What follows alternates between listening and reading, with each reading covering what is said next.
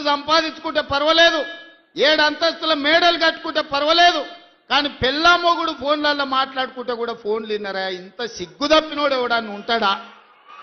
వాళ్ళ బతుకు చెడా. పెళ్ళా మొగుడు మాట్లాడుకుంటే కూడా గా జోలి ఇంట ఆడా ఎవడన్నా?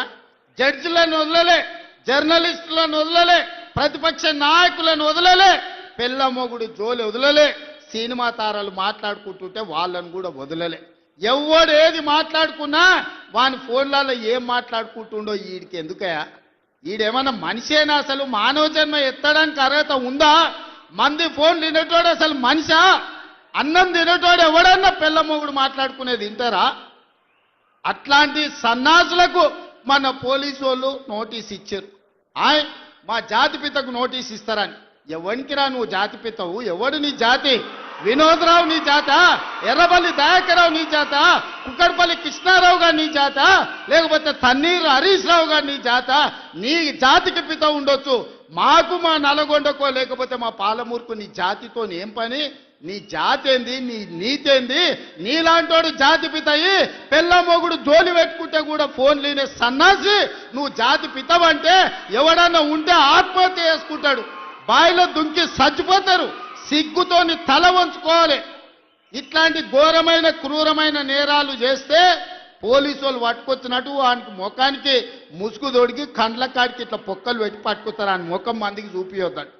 మన పోలీసు వాళ్ళు పిలిచినప్పుడు హరీష్ రావును కేటీఆర్ని అందరినీ ముఖానికి ముసుగు తొడిగి పట్టుకొచ్చేది ఉండే, లేకపోతే ముఖానికి మసి ఊసి పట్టుకొచ్చి పోలీసుల ముందర పెట్టేది ఉండే.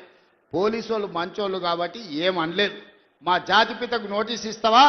మా జాతిపితకు నోటీస్ ఇస్తే తెలంగాణ సమాజానికి అంత ఇచ్చినట్టే అంటాడు. అట్లనే అనుకుందాం. ఒకవేళ మీకు నోటీస్ ఇస్తే తెలంగాణ సమాజానికి ఇచ్చినట్టే అంటున్నావు కదా, మరి నీ జన్వాడలో ఉన్న ఫామ్ హౌస్ మా తెలంగాణ ప్రజలదా? నీకు నోటీస్ ఇస్తే మరి తెలంగాణ అందరికి ఇచ్చినట్టయితే నీకున్న ఎర్రవల్లి ఫామ్ హౌస్ తెలంగాణ సమాజం అందరికి ఇస్తావా? జన్వాడలో నీకున్న ఫామ్ హౌస్ అందరికి ఇస్తావా? మొయినాబాద్లో హరీష్ రావుకున్న ఫామ్ హౌస్లో అందరినీ రాణిస్తావా? మీ టీవీలు మీ పేపర్లు మాకు ఇస్తావా? 1000 కోట్ల రూపాయలు తెలంగాణను కొల్లగొట్టిన దాంట్లో తెలంగాణ నిరుద్యోగులకు ఏమని ఇస్తావా? ఎమ్మెల్యేలు, ఎమ్మెల్సీలు, రాజ్యసభలు, లోక్సభలు, మంత్రులు, ముఖ్యమంత్రి అన్ని మీరే తీసుకున్నావు. తెలంగాణ సమాజానికి ఇచ్చినవా? ఒక్క శ్రీకాంతాచారి తెలంగాణ కోసం ప్రాణత్యాగం చేస్తే శంకరమ్మ ఎక్కడుందో కూడా తెలియదు వాళ్ళ తల్లికి. కనీసం మొట్టమొదట తెలంగాణ కోసం ప్రాణత్యాగం చేసుకున్న శ్రీకాంతాచారి తల్లి కూడా చిన్న బాధ్యత ఇవ్వకపోతివే. జాతిపిత అంటే ఎవరయ్యా అంటే తెలంగాణ కోసం సర్వం త్యాగం చేసిన ప్రొఫెసర్ జయశంకర్ జాతిపిత అవుతాడు. లేకపోతే ఆంధ్రప్రదేశ్లో పార్టీ చచ్చిపోయినా, తెలంగాణలో అధికారం కోల్పోయినా, కేంద్రంలో ప్రభుత్వం పోయినా పర్వాలేదు అని తెలంగాణ రాష్ట్రం ఇచ్చిన సోనియమ్మ తెలంగాణ తల్లి అయితే తప్ప నీలాంటి దోపిడీదారుడు దొంగ లుచ్చ నువ్వెట్లా జాతిపితమవుతావని నేను అడగదలుచుకున్న. మిర్యాలగూడ నుంచి సిగ్గులేని మాటలు మాట్లాడతారు. ఇవాళ చేసిన తప్పులకు తల వంచుకొని ముక్కు నేలకు రాయాలి. తెలంగాణ సమాజం ముందల తెలంగాణ సమాజాన్ని క్షమాపణ అడగాలి తప్ప ఇవాళ ఇంకా సిగ్గులేని మాటలు మాట్లాడుకుంటూ బీఆర్ఎస్ వాళ్ళు తిరుగుతారు. ఇక ఈడ కూడా మీ దగ్గర ఒక ఆయన ఉన్నాడు, నక్కచిత్తుల భాస్కర్ రావు అని. ఎవడయా భాస్కర్ రావు? ఎవడు? జానారెడ్డి చెప్పులు మోసినోడు కాదా? జానారెడ్డి ఇంట్లో నీళ్ళ సీసాలు మోసినోడు కాదా? జానారెడ్డి నమ్మి కన్న కొడుకు ఇయ్యకుండా నక్కచిత్తుల భాస్కర్ రావు టికెట్ ఇస్తే కాంగ్రెస్ పార్టీ కార్యకర్తలు మీ రక్తాన్ని చెమటగా మార్చి మీరు భుజాల మీద మోసి మిర్యాలగూడ ఎమ్మెల్యేని చేస్తే మీ ఆత్మ గౌరవాన్ని తీసుకెళ్లి ఎర్రవల్లి ఫామ్ హౌస్లో కేసీఆర్ కాళ్ళకాడ తాకట్టు పెట్టినోడు ఇవాళ మళ్ళా మీ దగ్గరకు వస్తున్నాడు. గాయన మనకు నాయకుడు. ఒక్కసారి ఆలోచన చెయ్యండి. ఇవాళ ఈ నక్కచిత్తుల భాస్కర్ రావు ఇవాళ మనోళ్ళు నామినేషన్లు వేస్తే బెదిరిస్తుండంట మీరు వాపసు తీసుకోవాలని. చింతపండు అవుతుంది భాస్కర్ రావు, నువ్వు అనుకుంటున్నామేమో. ఈ వేదిక మీద ఉన్న మేము ఎవరం జానారెడ్డి లాగా పెద్ద మనసు ఉన్నోళ్ళం కాదు. చింతపండు అవుతుంది నువ్వు అనుకుంటున్నావు. నీ తెలివితేటలన్నీ కత్తిపెట్టు, పోతావు మళ్ళా ఖమ్మం ఇట్లకెళ్ళ కూడా ఉండవు. నువ్వేదో తెలివితేటలు అనుకొని ఇక్కడ ఉన్నోళ్ళని బెదిరిస్తా. నాకు జానారెడ్డి సార్ తెలుసు, నాకు రఘువీరెడ్డి సార్ తెలుసు, లేకపోతే నాకు సుఖేందర్ రెడ్డి సార్ తెలుసు, ఈపులు వలిగేటప్పుడు అడ్డం వస్తారు అనుకుంటున్నామేమో. ఎవరు అడ్డం రారు, వాళ్ళందరూ నాకు చెప్పారు. పలగాల్సిందే చింతపండు కావాల్సిందే భాస్కర్ రావు కానీ వాళ్ళందరిని అడిగినా ఏం సంగతి అని ఇక ఏం లేదు చింతపండు కావాల్సిందే చింతపండు చేయని చెప్పారు. అందుకే కాంగ్రెస్ పార్టీ కార్యకర్తలకు నేను చెప్పదలుచుకున్నా, ఎవరు భయపడాల్సిన పని లేదు. ఇట్లాంటి నక్క చిత్తులో చాలా మంది వస్తుంటారు. ఈ వినయాలన్నీ మన దగ్గర వనికిరావు. నమ్మి ఎమ్మెల్యేని చేస్తే మీరే నాగార్జున సాగర్ ఉప ఎన్నికలు జానారెడ్డిని ఓడగొట్టడానికి ఇల్లు తిరిగిండు. ఇంతకంటే మోసగాడు ఎవడని ఉంటాడా? ఇట్లాంటి మోసగాళ్ళని గెలవనిచ్చారంటే మిర్యాలకు కూడా గౌరవమే పోతుంది. అందుకే మిత్రులారా, ఈ మున్సిపల్ ఎన్నికల్లో ఈ వేదిక మీద నుంచి నేను ఒక్కటే మాట చెప్పదలుచుకున్నా. మిర్యాలగూడ నల్గొండ జిల్లాలో ఉండే 18 మున్సిపాలిటీల మీద నాకేం ఆలోచన లేదు, నాకేం రంది లేదు. 100% మీరు గెలిపిస్తారు, నాకు నమ్మకం ఉంది. కానీ రాష్ట్రంలో 123 గెలిచి తీరాలి. ప్రజలకు ఈరోజు సంక్షేమం అందాలి అంటే, తెలంగాణ రాష్ట్రం అభివృద్ధి జరగాలి అని అంటే ఈ 2 ఏళ్లలో తెలంగాణ మున్సిపాలిటీలలో 17,472 కోట్ల రూపాయలు మనం ఖర్చు పెట్టినాం. కేవలం నల్గొండ జిల్లా మున్సిపాలిటీలకు 2,028 కోట్ల రూపాయలు ఖర్చు పెట్టినాం.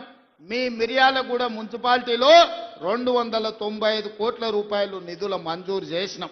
ఇవన్నీ మీ సమస్యలకు పరిష్కారం సరిపోతాయంటే సరిపోవు.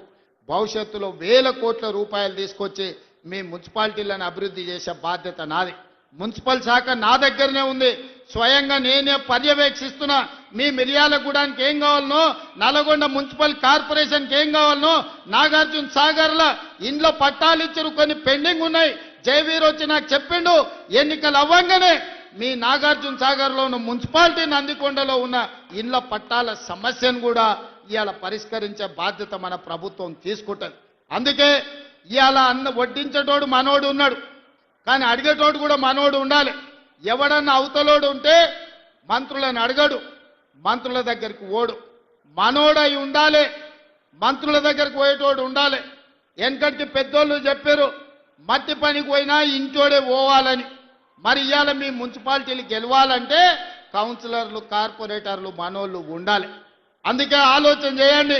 2 ఏళ్లే పూర్తి అయింది, ఇంకా 8 ఏళ్ళు మనమే అధికారంలో ఉంటాం. ఈ 8 ఏళ్లల్లా మీ మున్సిపాలిటీలను అద్దమోలే తీర్చిదిద్దే బాధ్యత మనం ప్రభుత్వం తీసుకుంటుంది. పక్కనే మా పద్మక్క ఉన్నది, కోదాడల ఏకగ్రీవం చేపించింది. పద్మక్కను మనస్ఫూర్తిగా నేను అభినందిస్తున్నా. ఇవాళ మున్సిపాలిటీలలో మన ఎన్నికల్లో మనం గెలవాలి. మనం ఈ గెలిస్తే పేదవాడు గెలిచినట్టు. ఈ ఎన్నికల్లో గెలవడం ద్వారా మీ బస్తీలు అభివృద్ధి జరుగుతాయి, మీ కాలనీలు అభివృద్ధి జరుగుతాయి. అభివృద్ధి జరగాలంటే అధికార పార్టీ గెలవాలి. అప్పుడే మీకు నిధులు వరదై పారుతాయి, మీ ప్రాంతాన్ని అభివృద్ధి చేసుకునే అవకాశం ఉంటుంది. చివరగా ఒక్క మాట చెప్పదలుచుకున్నా. మిర్యాలగూడలో లక్ష్మారెడ్డి టికెట్ అడిగాడు, శంకర్ నాయక్ టికెట్ అడిగాడు, రఘువీరెడ్డి టికెట్ అడిగాడు. అవునా? ఎన్నికలప్పుడు లక్ష్మారెడ్డి ఎమ్మెల్యే అయిండు, శంకర్ నాయక్ ఎమ్మెల్సీ అయిండు, రఘువీరెడ్డి ఎంపీ అయిండు. ఏనన్నా 3 పదవులు ఒక ఎమ్మెల్యే అడిగిన టికెట్లలోకి వచ్చినావా? మీరు ఆలోచన చేయరు.